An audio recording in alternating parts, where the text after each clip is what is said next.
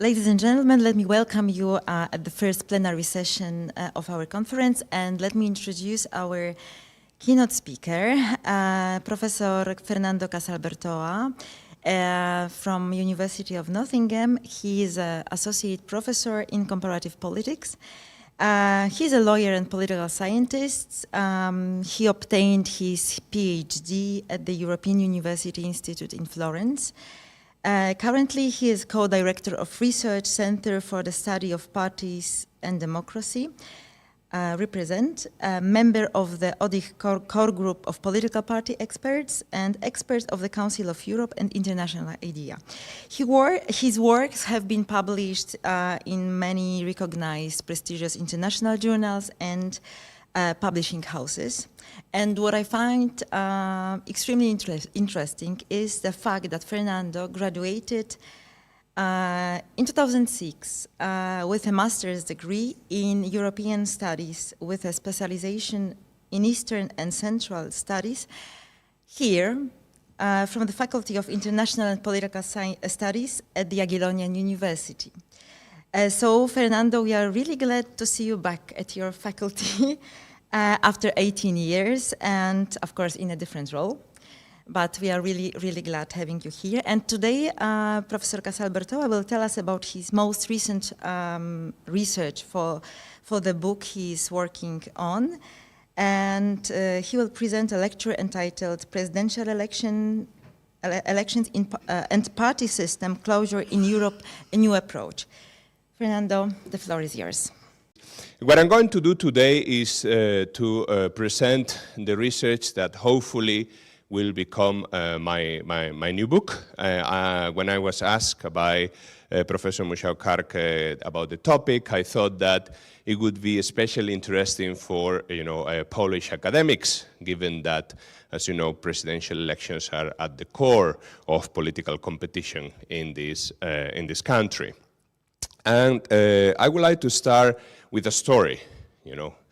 Once upon a time, in 1848, there was a revolution. There was a revolution in France, and this revolution was important because of the constitution that was passed back then. It introduced the first democracy in terms of having universal male.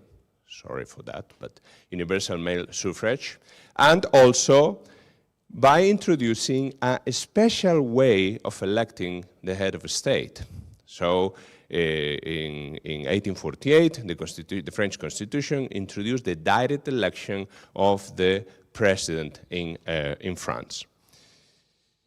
On 10th of December 1848, there were presidential elections that had various candidates. The most prominent one, perhaps, was Louis Napoleon, who was the nephew of the great Napoleon, right? But there were other important, candidates like Cavaignac, who had been the head of government of the provisional government of France during the Revolution, or Lamartine, a very famous, French poet. Interestingly enough, those elections were won by a landslide by Louis Napoleon Bonaparte, as you can see, in this map. Something that, to all observers, was a, incredible surprise. This is how, for example, the French newspapers depict Louis Napoleon the day before the elections. I mean, this doesn't seem, that he was expecting to win the elections, right? He was, appointed on 20th of December, 1848, and he became the first, French president that was directly elected. Why I tell you this story? Why I go 150 years back? Because the Bonapartist legacy determines, the research question that I am, presenting here, and is the basis of my book. Louis Napoleon, created, after winning the elections, his party, the Bonapartist party, or the Élysée party, so increasing the fragmentation of the French party system. It was a political party that was completely under his whip. It was just an empty vessel. It was just a vehicle that he had used, to win elections and govern. And finally, he messed up, the formation of the government and clearly hindered the process of party system institutionalization in France during the Second Republic. So this story helps me to illustrate, the research that I'm going to present you today, and that has, as the main puzzle, and the main research questions: do popular presidential elections have an impact on the way political parties compete and interact? I think this is a very important question also in this country, as we will see later on during my presentation. And what are the mechanisms by which presidential elections may hinder, like they did in 1848, party system stability in a country? And why this is important? Well, this is important because party system stability has been found to be a sufficient condition for the survival of democracy. So if you have a stable party system, democracy will never collapse. So if this is so important, especially in these days, to have a stable party system, then it is good to look at how having presidential elections in a country may hinder the stability of a party system.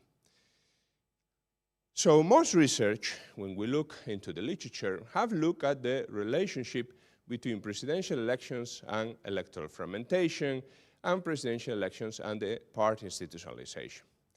There is some other research who has looked at the relationship between fragmentation and party institutionalization in relation to party system stability, party system institutionalization, party system closure. In fact, myself, in the book that I published 2 years ago, I deal specifically with this relationship in 2 chapters of the book. However, and this comes the new approach, nobody ever put all this together, the indirect relationship of presidential elections and party system closure, and the direct relationship between presidential elections and the stability of the party system. And this is what I'm going to try to describe a bit before I go to present some results and some findings. So why presidential elections increase fragmentation? Well, because as you know well, especially in this country, perhaps with the exception of the last parliamentary elections, where we have a high turnout, right, the highest since 1990, usually people in Poland also go to vote more in presidential elections than in parliamentary elections, which is weird because, the president does not really have much power, right? But these are very prestigious elections. They increase, the visibility of political leaders. Therefore, there is an incentive for, political, personalities, for outsiders to create a party that will allow them to, win elections, or at least be able to have a good position in elections that will allow them later on to blackmail other political parties in terms of government formation.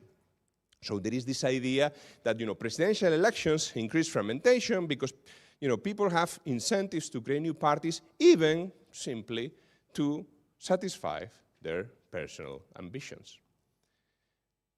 Also, presidential elections reduce the institutionalization of political parties. Do you remember I told you about Louis Napoleon, having the whip of his party, using it as an empty vessel?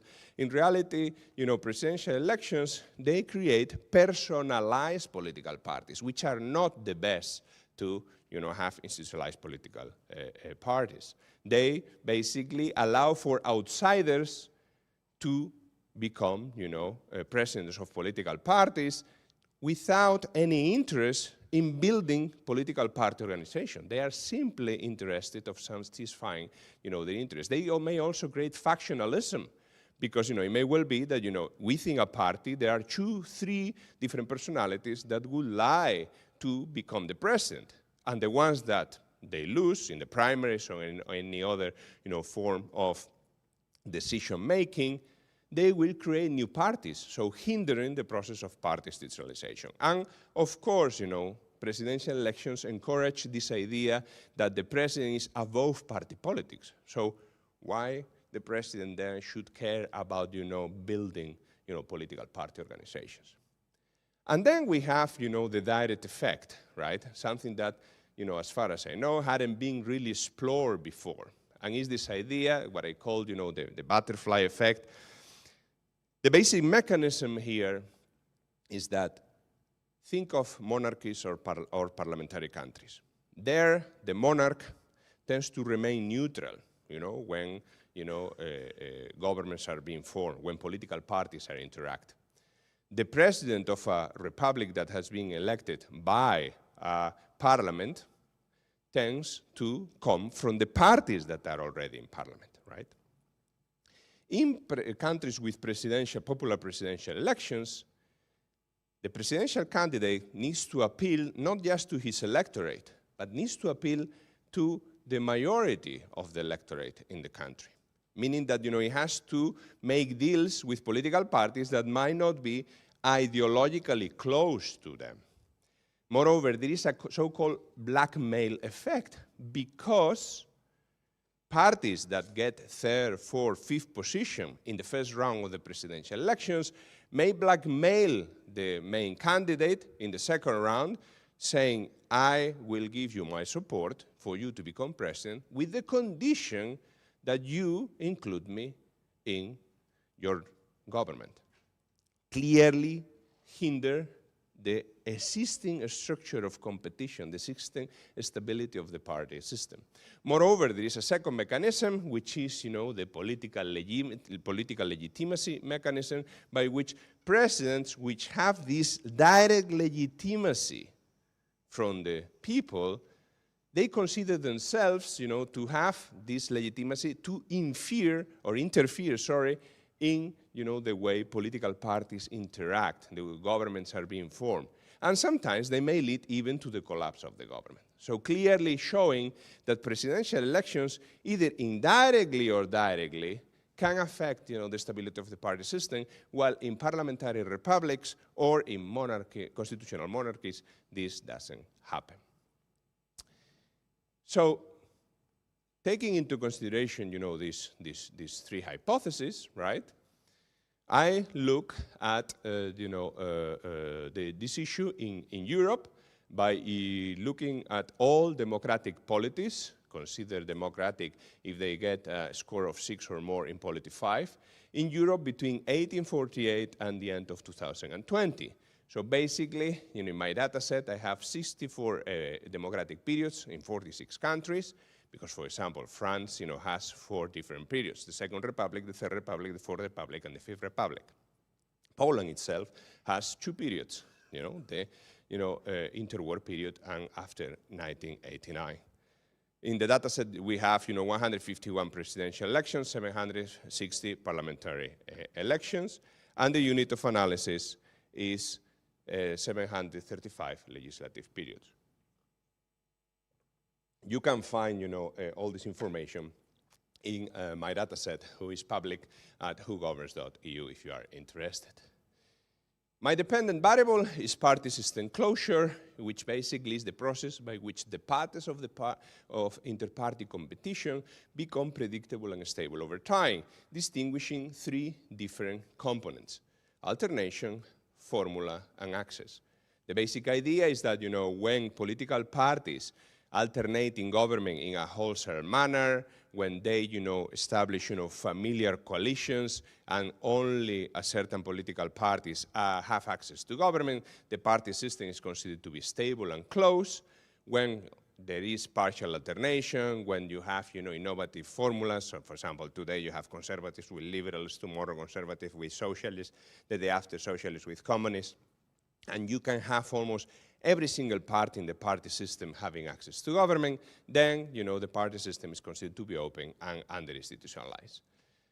We use a rather complex, index that I'm not going to go through, but that allows us to map, as you can see, the level of party system closure, in every single country.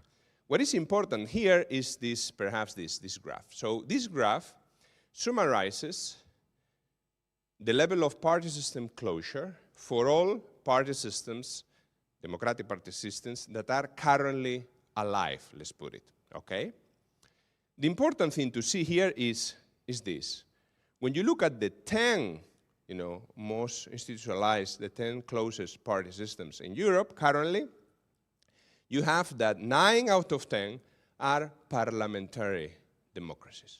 And only one is semi-presidential, meaning that only one has direct presidential elections. When you look at the least 10 least institutionalized party systems, you can see that 7 out of 10 have presidential elections. Of course, I mean, this doesn't prove anything, but clearly shows that there is something, that we should explore further. When we look at, historical party systems, so those party systems where democracy collapsed, we clearly see the pattern, The most institutionalized were parliamentary. The least institutionalized had a lot of, presidential and semi-presidential systems. So clearly showing that when you have popular presidential elections, the party system tends to be, less institutionalized. So now we go into the real meat of the analysis, right? The large chain analysis. For that, it's important to look at how I operationalize the main independent variables. So basically, popular presidential elections, typical of presidential and semi-presidential regimes, is codified as 1. Parliamentary regimes are 0. Then we have electoral fragmentation, for which we use the traditional Laxo and Tagapera effective number of electoral parties index. And for party institutionalization, we look at the average age of relevant political parties in the system, log. Relevant, consider all those parties that at least once in the party system, the history of the party system, got 3% of the votes, okay? Then we use in controls that in the literature have been considered to have affected the level of party system institutionalization, party system closure.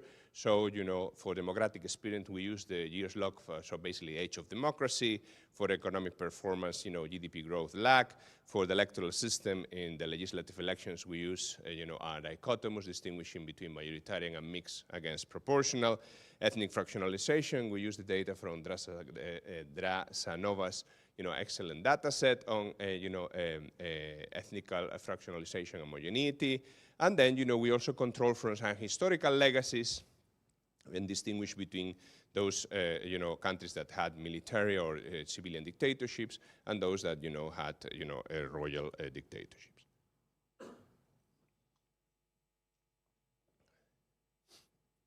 Well, these are the descriptive statistics for your information. What methodology do we use? We use feasible generalized least squares that allow for a serial correlation within polities and I always hate this word, heteroscedastic error across panels. And the reasons for using this is that avoid autocorrelation bias, tackle potential endogeneity, and helps with the country dimension of the data. And we also run some robustness checks that I'm not going to show here. So these are the results for the direct effect. Remember, the direct effect, was the one that hypothesized that countries with direct presidential elections will have a lower level of party system closure. So presidential elections, lower level of party system closure. What you can see here is that the effect is quite significant and negative as hypothesized. So clearly, having direct presidential elections lead to party system instability. So now perhaps we can start to understand why the Polish party system is one of the most unstable party systems, in Europe. Secondly, we had the indirect effects. So the idea was that popular presidential elections lead to an increase in the number of parties, again, positive and significant as hypothesized, and reduce the level of institutionalization, negative and significant. So clearly showing that presidential elections, either directly or indirectly, have a important negative in the sense of hinder the process of party system stability. This is the full model that we use, and basically portrays or shows the total effect of presidential elections on closure. So meaning that having presidential elections reduces the index of closure on more than 5.5 points. I want now you to understand that I'm sure you are more familiar with the Pedersen index of volatility, which goes from 0 to 100, but in reality, the variation of the Pedersen index tends to go from 5 to 35, 30 points. Closure is the same, but the other way around. It also goes from 0 to 100, but in Europe, it goes from 70 to 100. So in an index that varies 30 points, having a variation just for having presidential elections, a decrease in the index of almost 6 points, is quite a significant impact, right? Of course, you may say, well, in reality, it's not about, the presidential elections. It's about the fact that, usually in countries with presidential elections, the president tends to be powerful, right? Tends to have powers that the king, the queen, or the president of the republic doesn't have. Well, you may be right on that, but the results, as you can see here, show you that this is not the case. The powers of the head of a state do not have an influence on the level of party system stability, party system closure. What the powers of the president do is like they behave like fuel to the fire. So when you have presidential elections, and this you can see here, in this interaction effect, right? In countries with presidential elections, the more the powers of the president, the worse the level of stability of the party system. So saying clearly that, of course, they have an effect, but it is intervening, or it is just simply, increasing the effect of what we already know were, the presidential elections. So until now, a lot of numbers. I know that, maybe for some of you, this is, something that is an approach that you might not, be very comfortable with. So that's why I always think that we have to go beyond correlations, because at the end of the day, this is what, regressions are, right? Sophisticated correlations. We need to go and see cases. We need to understand the mechanism. Okay, yes, popular presidential elections, hinder party system stability, but why? How this is? You remember that I talk about, this direct mechanism that has, two different, mechanisms, blackmail potential and great political legitimacy of the president, right? So let's see with a case study how this, really works. And I think, you're going to, like my story. I'm sure you are familiar with it. In 2005, Poland had two elections with a difference basically of 2 weeks. They had, presidential elections and parliamentary elections. As you know well, right, the party system at the time was basically a two-block party system. On the one hand, we had, civic platform, law and justice. On the other hand, we have, the post-communist SLD and the peasants. Because this was a heritage of the, of course, post-1989 party system. So basically, the Solidarność versus, the former communist political parties, right? As you may remember, although I see here, some of you are pretty young to remember, there were three candidates initially, three candidates in the presidential elections. Donald Tusk, the leader of the civic platform and the current prime minister, Lech Kaczynski, the brother, and leader of, law and justice, and Władysław Cimoszewicz, the leader of, the candidate, not the leader, the candidate of the post-communist SLD. As you may remember, he was accused of corruption a couple of weeks before, the first round of the elections, and he decided, honorably, to resign from the elections. This meant that these two, who were going to sign the famous Poppies agreement, became the main enemies. As the story goes, during the first round of elections, Donald Tusk won, and Lech Kaczynski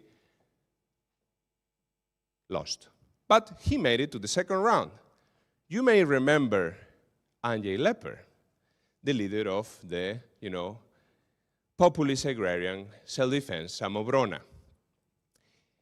He wrote a letter between the first and the second round of elections to Donald Tusk and to Lech Kaczynski, offering his support in return for participation in the government that was about to be formed, right? In the presidential debate, I was here in Krakow watching that debate. Tusk said that he will never, ever make deals with populists. Lech Kaczynski didn't say that he would, but he didn't say that he wouldn't. You know the story. He accepted the support of, Andrzej Leper, and Lech Kaczynski became, president of Poland. As you know well, who formed the government after him? Yes, his brother, Jarosław Kaczyński, with Leper as the vice premier, and Giertych Roman, whose father had resigned of the presidential candidate in favor of Lech Kaczynski. You see the mechanism, how presidential elections came to destroy and change the Polish party system, who passed from a two-block party system to a party system that opposed, law and justice and civic platform. At that time, 2007, still with the agrarians, thinking where to go. In fact, if you remember, they support the peace government, but in 2007, they became, coalition partner with PO, okay? So clearly seeing how presidential elections can destroy and affect the stability of the party system. To show the political legitimacy effect, perhaps, we go to our neighbor, Ukraine, right? And we see that there clearly there has been, this use by presidents of their, great, legitimacy, direct legitimacy to, basically destroy and maintain a very unstable party system. Kuchma, there is a famous sentence that said, I do not believe in political parties. I don't even know why I need political parties. Yushchenko also dissolved the parliament because he was not in, he didn't like the results of the 2006 elections. The same, Yanukovych in 2012. What to say about the two most recent elections? I mean, the chocolate factory, magnate changed the party system in 2014. And, the actor become, politician, also changed the party system. Both created, in his case, he bought a previous party. In case of, Zelensky, he created a new party, right, in order to run for the president. And they dissolved the parliament in order to get the necessary majority in parliament. So clearly, changing the structure of inter-party competition that had been taking place until 2014 and 2019 in the country. This does not happen in parliamentary democracies. In parliamentary democracies, the president is elected by parliament either by the government supermajority. Usually, when they have the 2/3 necessary to elect the president, they just elect whatever they want, or they do an ad hoc cross-party political compromise, meaning that the opposition and the government come together to elect someone that they dislike the less, but the next day they will, be shouting at each other, they will be still, hating each other's guts, and, following the structure of competition that is in the country. Let's go to another, famous post-communist country these days, Hungary. In Hungary, the first 3 presidents were elected by the ad hoc cross-party political compromise of the conservatives and the communists. I mean, the post-communists, right? They hate each other, but they came together because of the presidential elections. And this did not have an effect at all on the division of the Hungarian party system in 2 clear blocks: the conservative, agrarian, Christian democratic on the right, the social democratic liberals on the left. Gons, however, was also, elected, but by the government supermajority, because, there was, the government supermajority, they had enough votes in order to elect the president, like Fidesz and Orban's party after 2010. they have a constitutional majority, they elect whoever they want, right? Even presidents that later have to resign for different reasons, as you know well. But this does not change the fact that the party system of Hungary is Fidesz against everyone. Does not change, even reinforces it. So clearly, it has a positive effect on the stability of the party system. I could go and tell you about almost every, country in Europe. Greece, same pattern. First presidents, government supermajority. Second, the last 3 presidents, passed a political party compromise. The last president of Greece was an agreement between Syriza New Democracy. Can you imagine? Syriza New Democracy. It's like, I don't know, 2 enemies coming together to elect a president. They are still at the extremes of the ideological spectrum, but they came together to elect the president, clearly showing that the election of the president doesn't have an effect on the way the party system is stabilized. What can I tell you about monarchies? In 2010, in the United Kingdom, Lib Dems could go with Labour of the Conservatives. The Queen didn't have a say at all, didn't have an influence on the structure of competition. Our own country, David's and mine, the last elections, the king simply followed the order of the list of the candidate that, won the elections. First, it called the leader of the Conservative Party, Alberto Núñez Feijóo, even if it was clear, didn't have the majority, but he gave him the chance because he had won the elections. When he failed, it called for the leader of the second party, Pedro Sánchez, that managed to put a parliamentary majority. The position of the king in constitutional monarchies is completely neutral. It doesn't have an impact on the stability and the structure of the party system. I would like to show at the end, a bit beyond this, using a more similar systems design, because one of the interesting things nowadays is that, and this perhaps could be part of our debate later in the Q&A, we talk about methodologies, right? And we have this feeling, which is true, that you can only publish in high-ranking journals if you have a super fancy, sophisticated methodology, right? But I think that our classics, Juan Linz, R.M. Leichardt, Giovanni Sartori, Peter Mayer, they never, ran a regression. Well, maybe Leichardt a bit more than the others, but you don't need a sophisticated methodology in reality to really capture. With a more similar systems design, it may be enough. Look at this. So this table portrays the level of closure in the 10 countries, 10 systems that suffer a change of regime. What do I mean by that? That started, for example, with presidential elections and changed to election by the parliament of the head of state. It started, like Finland, for example, as a monarchy, and later, changed to election of the president by the people.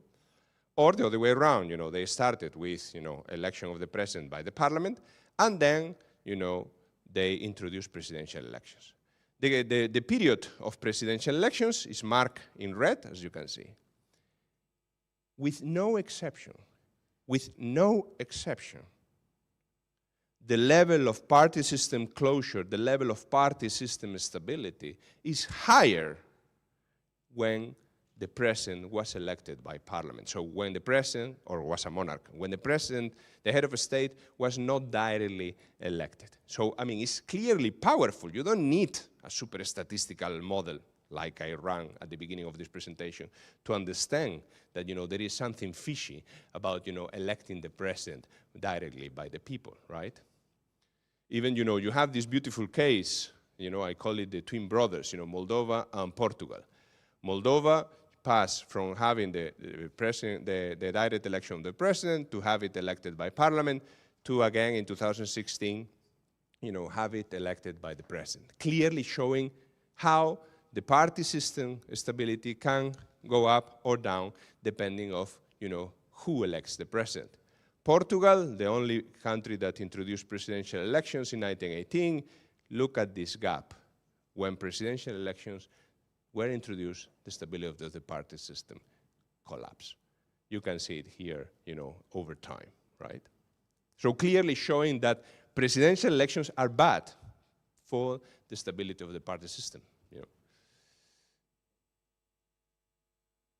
Indirect effects, in all the cases, with this exception, you see an increase of fragmentation in semi-presidential or presidential regimes. Party institutionalization, a bit less, but we know from the regressions already that the effect of the party institutionalization is less important. And finally, I would like to end with this. You have also very interesting, cases, right? Because some of you may think, well, but in reality, for example, you didn't talk about Iceland. What about Iceland? Iceland also has, semi-presidential elections. Some of us love microstates. We were talking about this, an hour ago. But the question is that in Iceland, why in Iceland, this, argument doesn't work? In Iceland, political parties do not present candidates to the president. In Iceland, perhaps because they know each other, there are 300,000 people, so, they are all neighbors, basically. Parties do not play a role in presidential elections. It is individuals. Therefore, it's normal that the presidential elections cannot have an impact on the way political parties interact, right? But, in Estonia or in Cyprus, which is, by the way, the only presidential country in Europe, the effect holds, okay? So, in conclusion, and with this, I end the presentation. Some of you may know the person in the slide is the great Juan Lins, the greatest Spanish political science. There is a famous anecdote that Juan Lins, as you know, was the one who wrote the famous Perils of Presidentialism seminar article that has inspired my study, of course. So the anecdote goes that every time that he landed in a Latin American country, Juan Lins, when getting off of the plane, would not say, buenos días, buenas tardes, good morning, good afternoon. He would say, have you already gotten rid of the presidential elections? Because he was very much against presidential elections, as much as you can see I am. So every time I come to Poland, which is quite often, the first thing I do is dzień dobry, and not, when are you going to get rid of presidential elections? Although I believe that you should get rid of presidential elections. My main findings are that popular presidential elections hinder party system stability, closure. The less powerful the president, the better. So any cries about, introducing presidentialism or increasing the powers of the president are nonsense. And that, parliamentary regimes are always best. Thank you very much for your attention. Okay, thank you very much for your interesting presentation. And now that is the time for questions.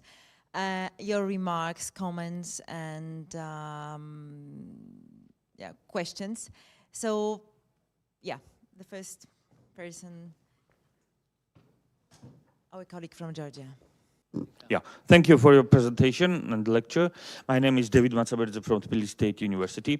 Could you a bit elaborate how you transfer all of your arguments in the cases when, last point, no presidential elections, in the cases when we don't have super presidents, super empowered presidents, but even in parliamentary systems we have, which is very trendy in Central Eastern Europe, in the countries what you have discussed, it also deals with my country, Georgia, as well, when we have the populist leaders coming almost with the same powers in hand under the parliamentary systems, and then we go to that systemic closure as well, when basically that binary party system rotates, and then basically with that they undermine the institutional stability, including the party system. Thank you. I don't claim that presidential elections are the only factor. So you can have, unstable parliamentary systems as well. In fact, in my book with Scholten Jedi, I showed that it is also about, polarization, for example. The higher the level of polarization, the lower the level of party system closure. Or, for example, the age of democracy. Democratic experience is essential for the institutionalization of the party system. So there are many, many factors. Think, for example, of Latvia. Latvia has one of the less stable party systems, despite the fact that it's a parliamentary democracy. I'm just simply saying that presidential elections introduce an extra factor that leads to the instability of the party system.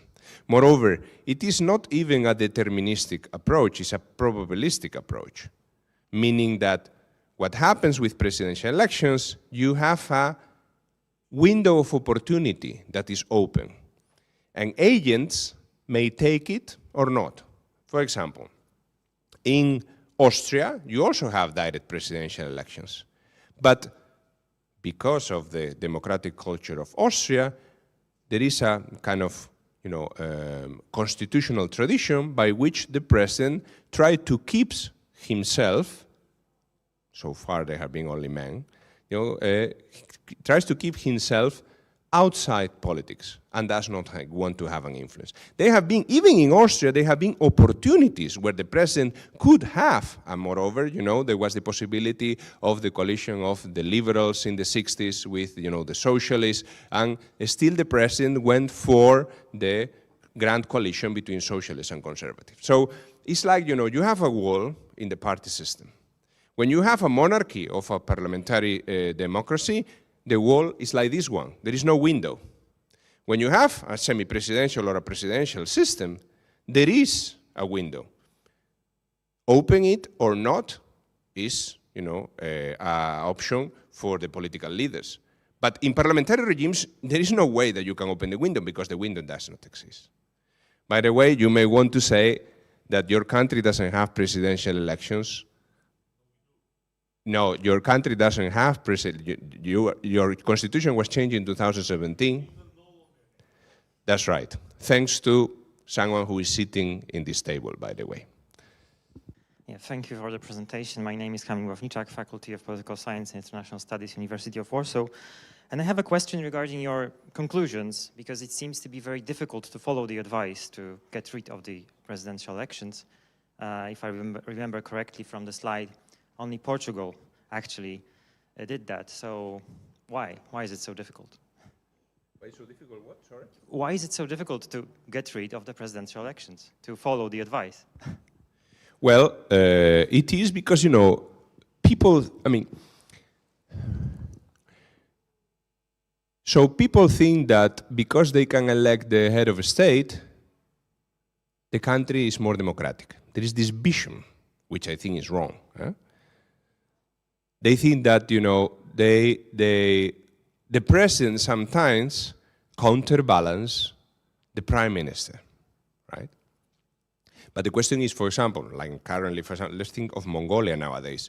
The president and the prime minister are from the same party, so there is no counterbalance at all. But there is this idea that, look, I want to elect my president. I want to elect the person that is going to represent me, which in reality doesn't not really, yes, he represents you, but it could be even your father who could represent you, in the sense that, he doesn't have any power. Think of, for example, in Poland, the promises that Duda made during presidential elections, half of which he hasn't had the power to really, apply them, because it's the prime minister who has the power, right? Why is difficult? Because of this, because there is this idea that, because people can, elect the president, the system is more democratic, which is not. In fact, the majority of monarchies in Western Europe has a higher level of democracy than any, semi-presidential country in Eastern Europe, right? But it's possible. For example, Armenia, Georgia, of course, in 2017, right, when they changed the constitution, for different reasons, I might say. It was not about the presidential election. It's simply that, Bydzina had fall with the president at the time, Merevishvili, right? I know. But sometimes, the means justify the end. In Armenia, they did it in 2018. This is interesting, In fact, there is, and this is recorded. I did a TV interview in Armenia, in Yerevan, just when they changed, before the revolution, when they changed the constitution. And I remember, they asked me, what are the chances of democratization of Armenia after the constitutional change? And I say, well, they are higher than before. A couple of months later, you had the revolution. Armenia now is flooded, but still a democracy, much more democratic than it was, a decade ago, right?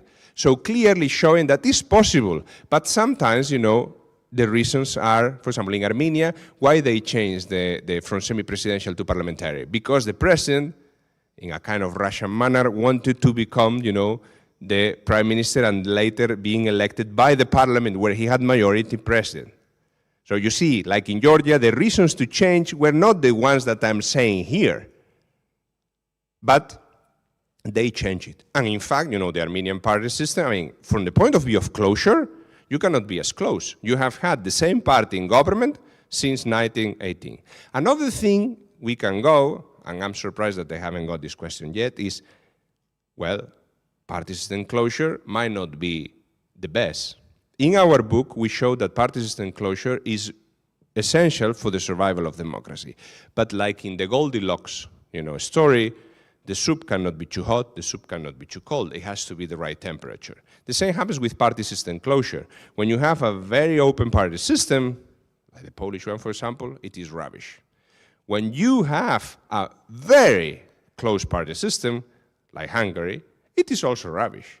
You need to find this Aristotelian aurea mediocritas, the golden medium of institutionalization that allow you to have a good quality democracy. So it is difficult, but it is possible.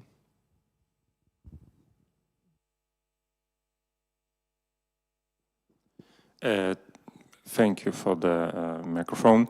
Dear Professor, my name is Szymon Andrzejewski.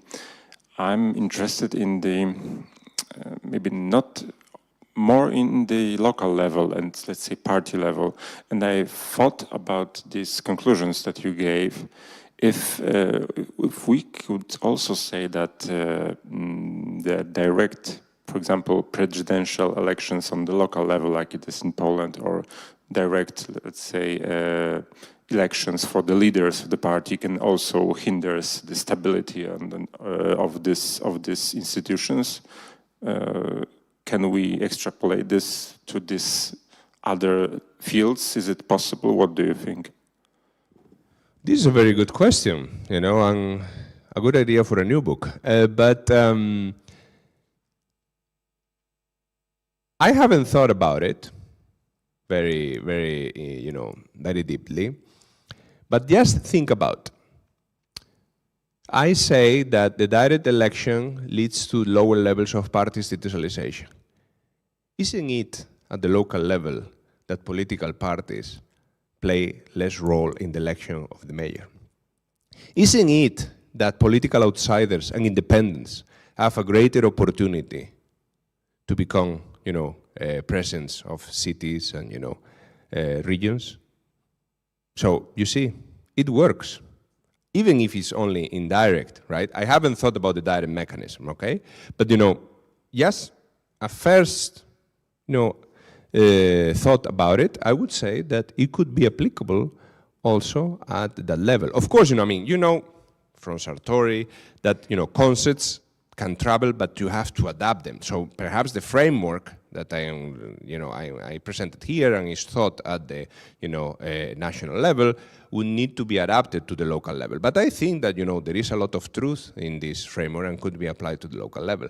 But, even going beyond, think, for example, of Israel. Israel is a country where the prime minister, for once, of course, they realized that they was also directly elected. It was a mess, right? That's why it only happened once, So clearly showing that it could be applied, at, different levels and, even beyond Europe. Moreover, I'm going to give here a kind of, news in an article that I just, sent for review 2 days ago, looks at exactly this question, but in Asia. The effects are so strong. It's not only Europe. In Asia, it also works. Presidential elections, reduce the level of stability. Moreover, in Asia, I can go beyond and look at the different types of regimes. So I can compare presidential with semi-presidential with parliamentary. Here in Europe, I cannot because there is only, as I mentioned, one presidential regime in Cyprus. So you don't have enough variance to test it, statistically. Presidential elections in Asia reduce the level of stability. Moreover, you know that in semi-presidentialism, you have two types of semi-presidentialism. The Russian-style, semi-presidentialism, right? The so-called president-premier semi-presidentialism, and the more, French, Polish, and Romanian type of premier-president semi-presidentialism. It has an effect. President-premier semi-presidential countries in Asia have a lower level of stability. And moreover, and this is not part of the article, but it's part of my new book, in Asia, monarchies are better than republics in terms of the stability of the party system. So clearly showing that no matter what you look at, I mean, I haven't checked Africa, but Latin America I cannot because there is no variance. Every country is presidential except Peru. A framework travels and the framework works. So most probably at the local level. It's a very, very interesting research question, certainly. Thank you. May I ask you one more question? Do you think the concepts you used could really travel to different cases and different regions? For example, in Georgian case, what I could say, if you apply that we have the standard political party system in Georgia is in established democracies of the West, I would say no, because generally political parties in Georgia could not be sorted on left, centrist, right spectrum in no way. They could be quite the opposite with the title and with the promises of the leaders. The second problem is that the politics, since declaration of independence from the early 90s, if you start, all political parties are very much personalized and they don't have any deep reach to particular segment of the society. I mean, they are not tailored across the societal cleavages or grievances or whatever we could have, we have in comparative politics or party politics. And then the last point in Georgian context to understand to what extent that personification of politics influences the political party behavior. Thank you. Okay, so in general, I would say that yes, it does, but you need to adapt the concepts. But it's not about, first of all, Georgia is included, I mean, I consider Georgia Europe, and Georgia is included in my data set and in my book, and, so Georgia is part of my data set, right? And in fact, when you think about it, the last presidential elections were in 2018, right? If you were to use closure, before 2018, you had, UNM government from 2003, which was a coalition government, only that they absorbed their partner. Later, you have 2012, you have GD, right? Which was a coalition, and later, they were changing until it became GD. So you have partial alternation, you have innovative formula, you have access of small parties. Since 2018, who you have in government? One single party, GD. Alternation wholesale, familiar formula, close access. So even in Georgia, my framework would work. It is true that there is a problem in Georgia and in many other countries that I have here, countries like Montenegro. I consider them democracies, but we know well that they are on the borderline, right? And there are many issues with that, clearly in Georgia, personalism and polarization. But it's not all about Georgia, it's not all about other countries. I must, be aware of the limitations of my analysis. Parties in Second Republic France are not parties in Poland or in Spain nowadays. So clearly, but if you really want to have this kind of large end approach, you need to be a bit, less strict on the way you conceptualize your variables, right? So yes, I'm aware of the limitations, but even with the limitations, I would say that it would still work. And in the case of Georgia, as you can see, empirically, even it would work. And most probably after the next elections, it will still work, because we know who is going to win, or most probably who is going to win. For good or for bad, this is a different thing. I don't want to enter into that. Yes. Okay, my name is Wawrzyniec Konarski. I'm coming here from Warsaw, but I used to work here in Krakow, which I recollect with great pleasure. I think that your concept, despite the fact is very interesting in terms of the contents, but it is also ambiguous in terms of the application. If you look upon the issue of such countries like Ireland, Portugal, or Austria, I mean, the fact that the presidents are elected in direct way does not really have any real impact on the stability or instability of the system, of the party system.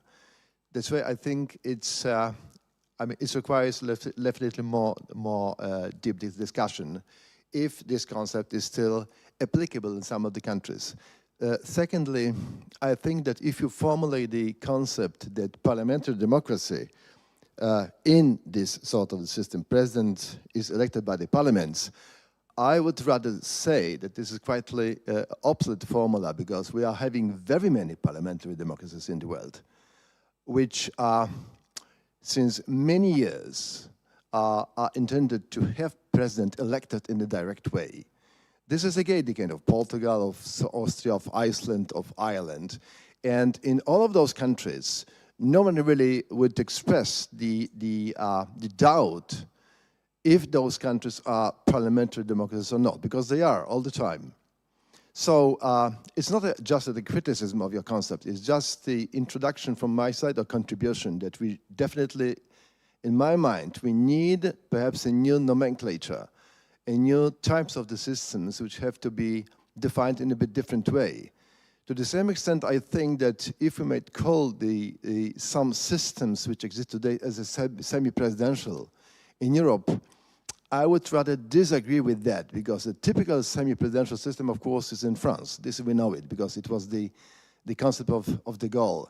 But I wouldn't say that we may notice the following of this idea in very many countries in Europe.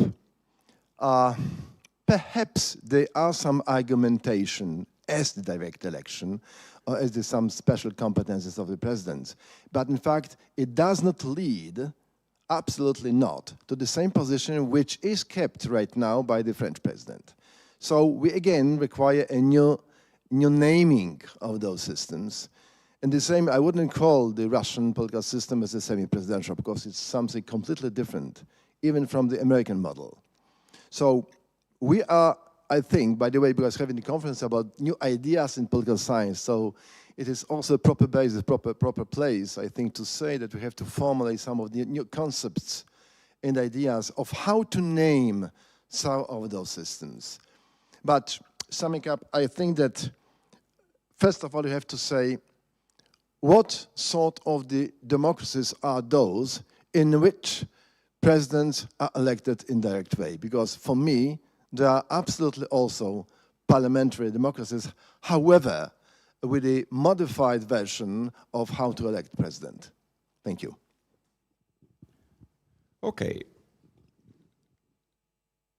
So the first thing I want to say is that in the presentation, the innovative approach is that, in fact, I talk, of course, of regimes because this is what we all know.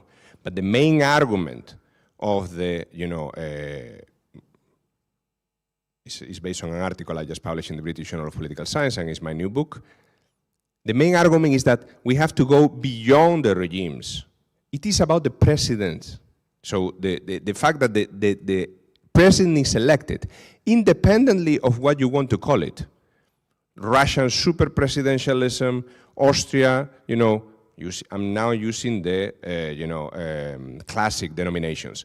President premier semi-presidentialism, Poland premier no matter. It doesn't matter the type of regime. It is about the elections of the president. And this is something that it has never, before in the literature explored, because they focus exactly on what you were saying, the types of regime. For me, it is not. It is about the election of the president. Moreover, the examples that you put, think of Portugal, Eanes, he was a presidential candidate at the beginning of Portuguese democracy. He created a new party. He increased fragmentation of the Portuguese party system. In Austria, the first president that was elected after the Second World War was elected by the parliament. It was a compromise between the socialists, the conservatives, and the communists. And he was elected by parliament. For different reasons, we know why, but, indirectly elected. So clearly, showing that my framework works. The next elections were when there was the possibility of the conservatives to have a government with the FPO, but the president intervened to have a great coalition and continue with the great coalition. Think, for example, of Ireland. Ireland is a very interesting case. You have a monarchy from 1922 until 1938. Then you have the republic, indirectly elected president until 1951, if I remember well. In those cases, what you have, Cunham Gael and Fianna Fáil, two-party system. Closure cannot be as, as predictable and stable. The first coalition government ever in Ireland, surprisingly enough, took place after the first direct presidential elections. 1998, Robinson. Again, unseen coalition between Labour, I think it was PD, or the Greens, I don't remember exactly, and Fianna Fáil. First time after these elections. So clearly showing that it is not deterministic. What I'm trying to say is that it doesn't happen to have every single time, but it might happen. And this doesn't happen in parliamentary democracies, the most of scholars call parliamentary democracies, or in monarchies, because the monarch is simply neutral. So this is important to say. It is not about, even in Austria in 2004, I think it was, there was a third candidate that had the possibility not to win the elections, but maybe to condition the second round. What happened? He was the head of the, I think he was the head of the Court of Auditors. He decided not to run because the politicians that were supporting him didn't want him to tell their names of funding. Had he run, and had he, conditioned the second round, the probability that the party system in Austria would change after that election is very high. So, once again, it is the wall, there is a window. You may open it, you may not open it. In parliamentary democracies, in monarchies, you don't have the window. There is no way to open it. So I think, this is important. And also, in terms of the nominology, yes, you are right. Maybe I should come, or we could, not me, but, the scholarship should come with new names for this. Here, I'm basically, I'm based on, I always think that, we have to build our work in the shoulders of giants. So, basically I look into Linz, but also Robert Elgee, the British, kind of Irish in terms of work, scholar who made a distinction between, parliamentary, semi-presidential, and, presidential. And Austria, for example, Ireland, according to his definition, would fit into the semi-presidential regime. Even if, I agree with you, they tend to behave like parliamentary democracies.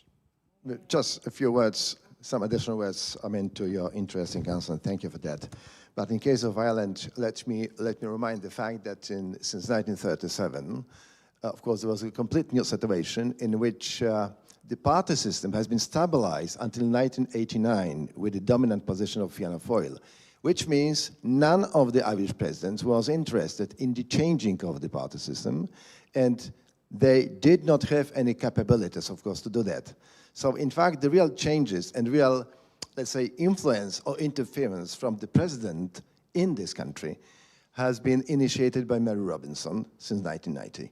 Because Mary Robinson was, in fact, an independent candidate, not a party candidate. And because of that, and because of the new tendency, because of the Celtic Tiger and all of the other aspects, this has been accompanied by her position as a person who was a pushing factor for the changes in this republic.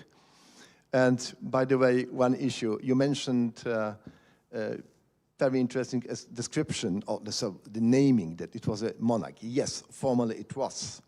But since 1937, we did not have also, until now, the official name of the Republic, which might be placed in the Constitution. So it's still Republic in the minds of Irishmen, but not as a written fact in the Constitution. That's one thing. But you know, it's not about the names, it's about how they behave.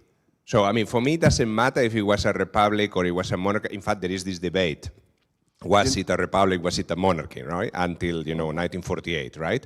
But was the head of a state elected directly or not? It was not.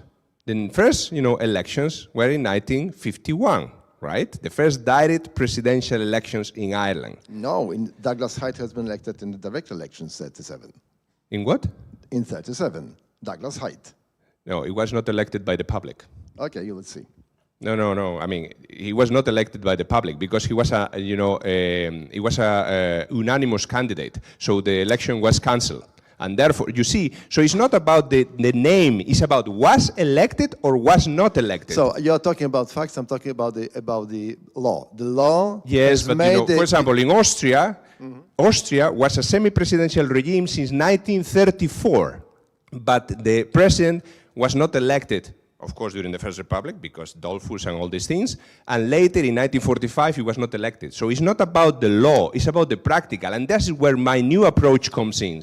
That's why this is my new approach. I go beyond the names, I go beyond the constitutional law, I know the practicalities. And this is the moment when it has effect. You know, I don't mind that the Constitution says that it has to be elected, but if he's not elected, then, and moreover, as you know well, the Irish case has this peculiarity that when the president wants to run again, usually they cancel the election and it is appointed unanimously. So the moments when the presidential elections can have an effect on the party system are reduced in relation to Poland, Romania, where there has to be elections. Therefore, you know, it's normal that the Irish party system has had less cases of opening the window than other, you know, countries with presidential elections. So yes, this is peculiarities. But, you know, but this is going into the details, which I don't mind, but it does not invalid my main argument.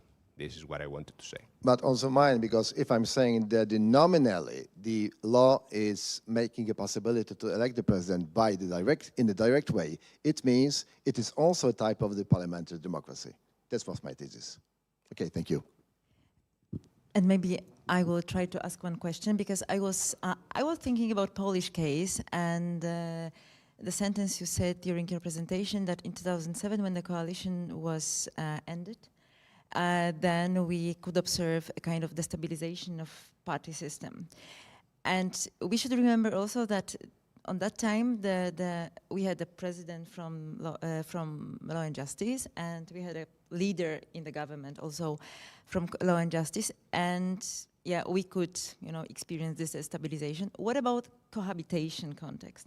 Because now we've got totally different situation.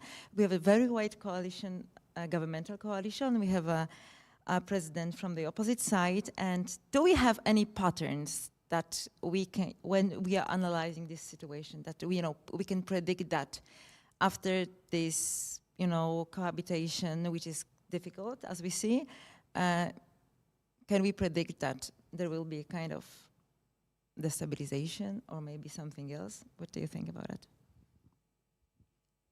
Well, to be fair, I never ran any analysis on this. So this idea comes from, you know, the 2005 elections, you know, and watching that famous, you know, presidential debate, and later came, you know, was a chapter in my PhD thesis at the UI. But I never really, you know, developed it until now for different reasons. And of course, you know, there is in the literature of semi-presidentialism, you have, you know, cohabitation. You also have, you know, divided minority government. So there are these two issues that, in theory, according to the literature, might affect the survival of democracy. This is what the literature said. They never look into party system stability, according to this. But I brought these ideas, and I remember when I was thinking about, you know, developing what later became this you know, framework with all these arrows, I was thinking of including these issues.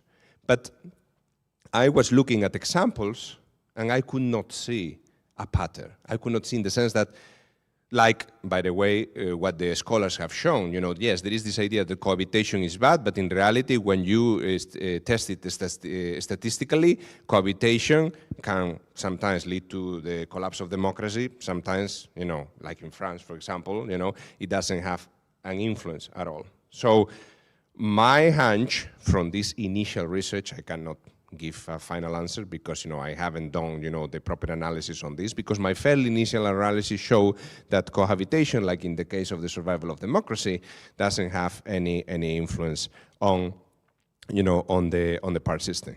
But going a bit back to my argument, think of every single election in Poland, right? 1990, the division of the party system, post-solidarity, post-communist.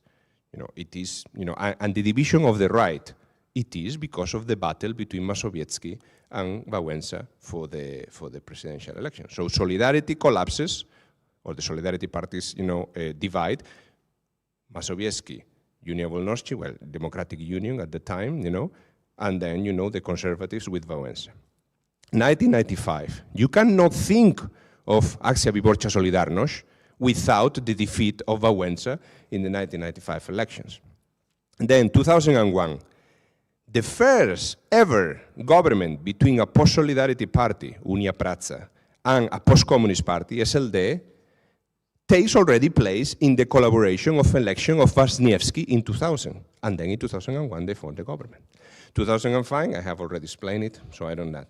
2010, the only instance where presidential elections did not have an effect on the party system. Why? Because the country was mourning after, the, tragic accident in Smolensk.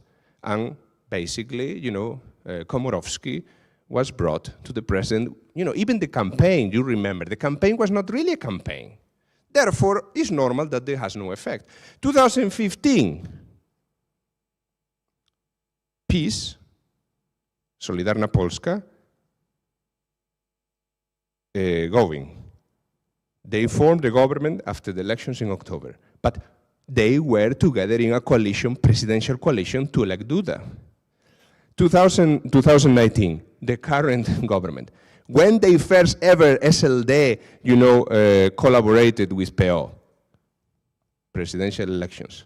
You see, Poland is the perfect case that shows that it's more than probabilistic in Poland. It's almost deterministic. Every single presidential election had an effect, a negative impact, at least in terms of the stability of the party system, in Poland. Just commenting it only. Today, if we are, let's say, fighting for, securing the state of law, the rule of law, and having president who is somehow breaking the law and, not safeguarding the democracy, and we've got coalition government which is, in opposite. I think that it can be, if we are talking about surviving democracy, it might be a quite important factor that is, somehow.